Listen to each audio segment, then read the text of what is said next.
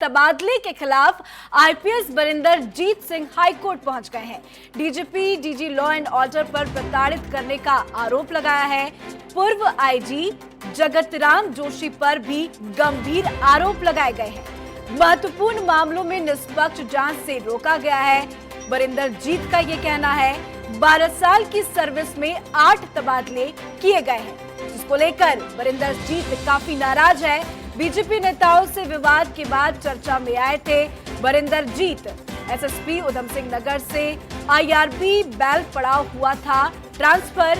High court ने सरकार से 3 हफ्ते के भीतर जवाब मांगा है। DGP DG law and order को 20 अगस्त तक देना होगा इस बात को लेकर जवाब। तो कई गंभीर आरोप लगाए हैं। महत्वपूर्ण मामलों में निष्पक्ष जांच से रोका गया, ये भी कहना है। 12 साल की सर्विस में 8 तबादले किए गए। साथ ही डीजीपी अनिल रतूड़ी ने प्रताड़ित किया है। बरिंदर जीत सिंह ने कई अहम आरोप लगाए हैं।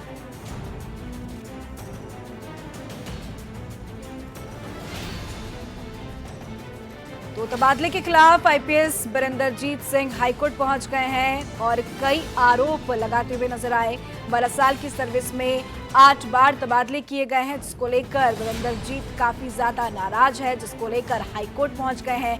तो कई गंभीर आरोप जो हम आपको ग्राफिक्स के जरिए दिखा रहे हैं। बीजेपी नेताओं से विवाद के बाद चर्चा में आए थे बरिंदर जीत और तबादले के खिलाफ आईपीएस बरिंदर सिंह हाईकोर्ट पहुंच गए हैं। ज्यादा जानकारी के साथ सीधा रुख करते हैं हमारे संवाददाता अजीत काम्बोज का, जो इस वक्त हमारे साथ लाइव बने हुए हैं।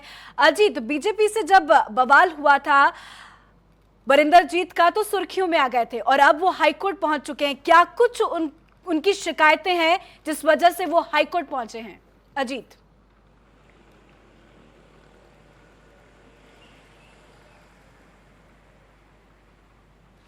बिल्कुल पूजा, उत्तराखंड पुलिस से जुड़ी ये बड़ी खबर है कि कैसे एक एसएसपी या सीधे तौर पर कहें आईपीएस अधिकारी अपने ही बड़े अधिकारियों के खिलाफ हाईकोर्ट में याचिका दाखिल करते हैं।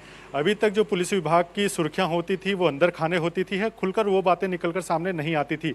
लेकिन अब ये बड़ा मामला हो चुका है कि एक आईपीएस जो एसएसपी उधम सिंह नगर के पद पर तैनात थे, उनका तबादला किया जाता है और वो सीधे हाईकोर्ट में याचिका दाखिल कर देते हैं प्रताड़ित करने की, जिसमें नामजद ये याचिका दाखिल की गई है, जिसमें DGP DG law and order और जो आईजी कुमाऊं थे उनके खिलाफ नामजद ये याचिका दाखिल की गई है कि उनकी तरफ से कैसे उनको प्रताड़ित किया गया और उनका कहा ना मानने के चलते उनका ट्रांसफर कर दिया गया है।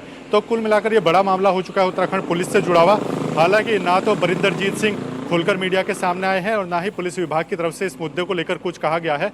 लेकिन पुलिस विभाग के कर्मचारियों की अगर बात की जाए तो ये काफ़ी सुर्खियों में है और सभी में चर्चाएं आम है कि ये तो रोज़ की बातें हैं, अब खुलकर कोई सामने आए हैं तो कहीं ना कहीं इस पर निर्णय होना चाहिए।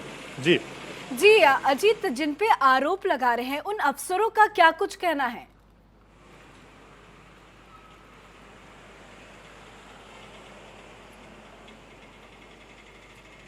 बिल्कुल पूजा, अगर अफसरों की बात की जाए तो पुलिस विभाग के प्रमुख हैं डीजीपी, जिनके खिलाफ ही याचिका दाखिल की गई है।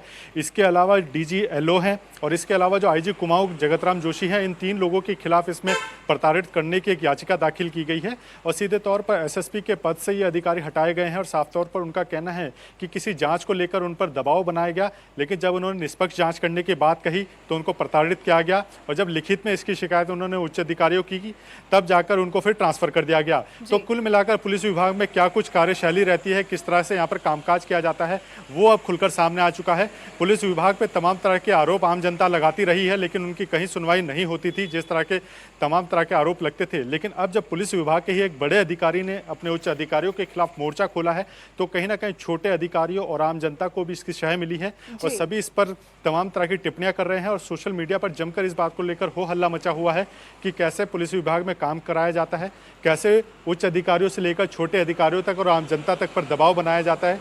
तो कुल मिलाकर अब जब याचिका दाखिल हो चुकी है, सरकार के से जवाब मांगा जाएगा, पुलिस विभाग के अधिकारियों से जवाब मांगा जाएगा और जब अगली सुनवाई होगी तो उसी में स्पष्ट हो पाएगा कि वाकई याचिका में दम था या केवल एक खाली याचिका दाखिल की गई थी। बिल्कुल अजीत, देखने वाली बात होगी कि क्या कुछ सुनवाई होती है। बहुत बहुत शुक्रिया हमसे जुड़ने के लिए, तमाम जानकारी।